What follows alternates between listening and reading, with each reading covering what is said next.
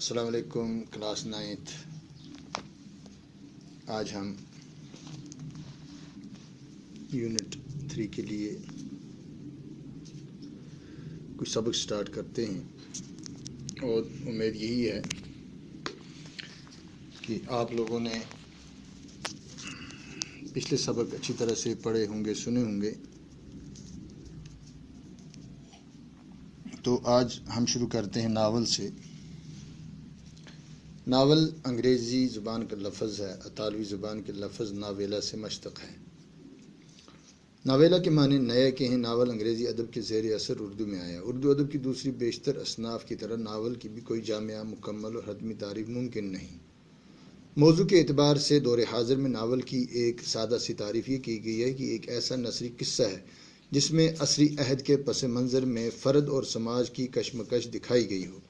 لیکن نقاد اس بارے میں اختلاف کرتے ہوئے کہتے ہیں کہ یہ تعریف یورپ کے ناولوں پر بے شک صادق آتی ہوگی، جہاں صنعتی انقلاب کے فوراً بعد فرد اور سماج کی کشمکش کے آثار پہلی جنگ عظیم کے بعد ہی رونما ہو گئے تھے۔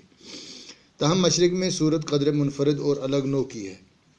1857 کے بعد تہذیبی اور تمدنی زندگی کے مختلف گوشوں میں قدیم و جدید، اقلیت و مذہب کے مابین کشمکش اور تصادم کی جو فضا پیدا ہوئی، اس نے ملک میں ایسے حالات پیدا کر دیے جو ناول سے ملتے جلتے حقیقت پسندانہ قصے لکھنے کے محرک ثابت ہوئے۔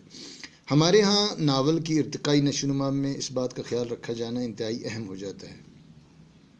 ناول نگاری مخصوص نقطہ نگاہ سے زندگی کی تصویر کشی کرنے کا ایک انوکھا فن ہے۔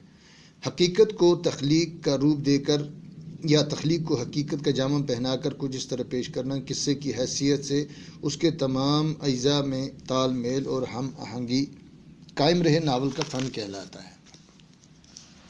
فنی اور بنیادی اعتبار سے ناول کے نمایاں اجزاء ترکیبی یہ ہیں: پلاٹ، کردار، مکالمہ، منظر نگاری، نظریہ، موضوع۔